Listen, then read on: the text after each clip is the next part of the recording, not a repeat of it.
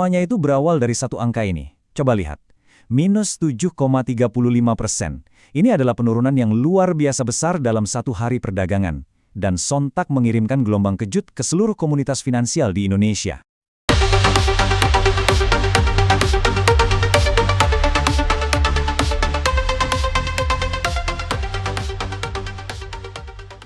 Oke, kali ini kita akan bedah tuntas salah satu hari paling dramatis dalam sejarah pasar saham Indonesia belakangan ini.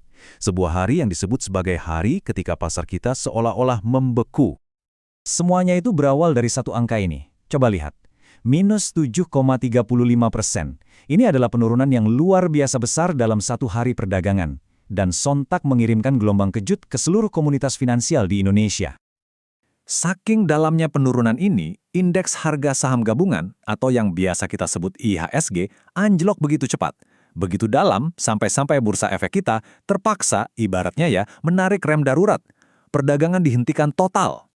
Momen itu terjadi pada tanggal 28 Januari 2026.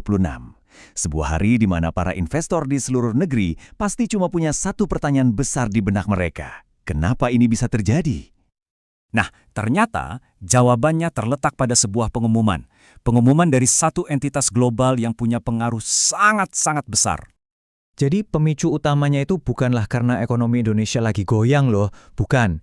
Melainkan sebuah keputusan tunggal dari lembaga global yang sangat berkuasa di dunia investasi. Lembaga ini adalah MSCI. Gampangnya gini, anggap saja mereka ini seperti tastemaker atau penentu tren di pasar saham global. Keputusan mereka itu bisa memindahkan dana investasi miliaran dolar, bahkan triliunan rupiah hanya dalam semalam. Kenapa? Karena dana-dana investasi raksasa di seluruh dunia itu ngikutin indeks yang mereka buat.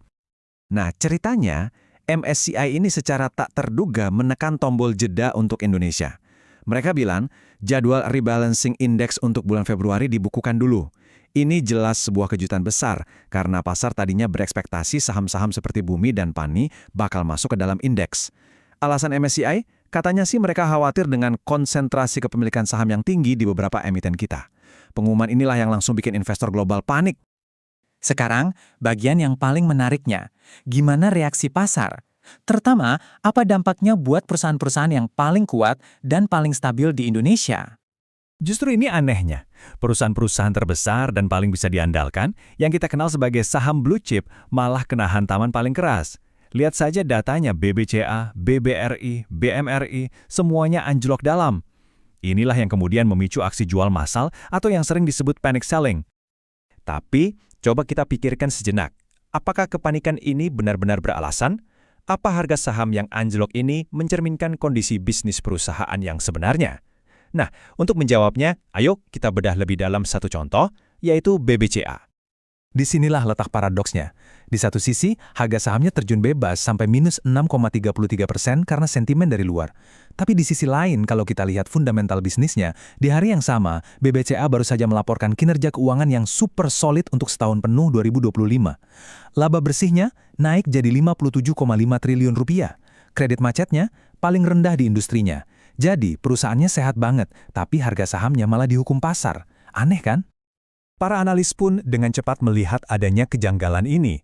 Mereka bilang, ini bukan krisis fundamental, tapi murni krisis kepercayaan. Seperti yang dikatakan oleh Eki Topan dari Infovesta, ini adalah panic selling yang justru menciptakan titik masuk yang sangat menarik bagi investor jangka panjang yang fokusnya pada fundamental, bukan pada kebisingan pasar. Oke, sekarang ayo kita mundur sedikit. Untuk benar-benar paham seberapa besar guncangan ini, kita perlu melihat konteks pasar yang lebih luas, tepat beberapa hari sebelum kejatuhan itu terjadi. Rangkaian waktu ini menunjukkan sebuah sinyal peringatan yang krusial. Lihat, tanggal 26 Januari, IHSG itu lagi deket-deketnya sama rekor tertinggi.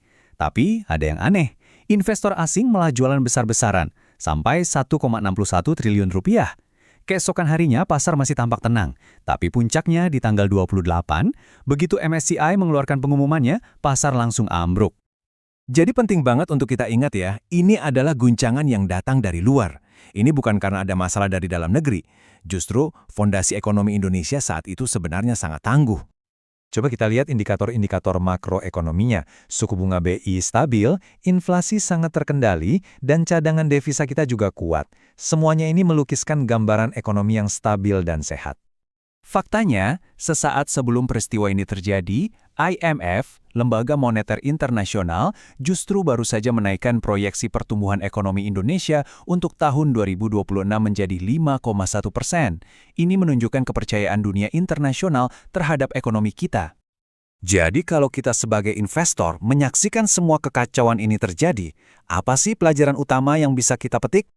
Peristiwa ini adalah contoh klasik dari apa yang disebut inefisiensi pasar. Sebuah kondisi di mana harga saham sudah tidak lagi nyambung dengan nilai asli atau fundamental perusahaannya. Yang menggerakkan harga bukan lagi kinerja bisnis, tapi murni rasa takut dan kepanikan investor. Karena itu, konsensus di antara para analis pasar waktu itu sangat jelas. Ini adalah gangguan teknis yang sifatnya jangka pendek. Kepanikan jual ini justru menciptakan harga diskon, di mana harga saham jauh di bawah nilai intrinsiknya.